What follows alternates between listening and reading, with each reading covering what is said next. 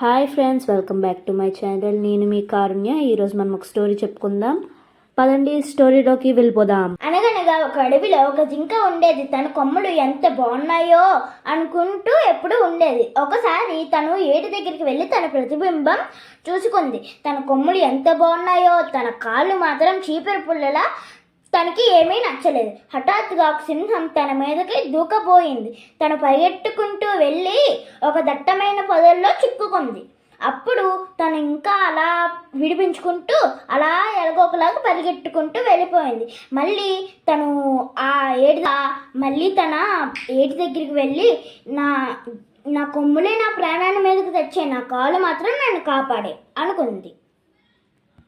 ఇందులో మీకు అర్థం కాని పదం ప్రతిబింబం. అంటే తన నీడని తనే నీటిలో చూసుకోవడం. ఇందులో నీతి ఏంటంటే మన అందాన్ని చూసి మనం ఎప్పుడూ గర్వపడకూడదు. The end. Thank you. నేను మీ ముందుకి మరికొన్ని వీడియోలతోటి వచ్చేస్తాను.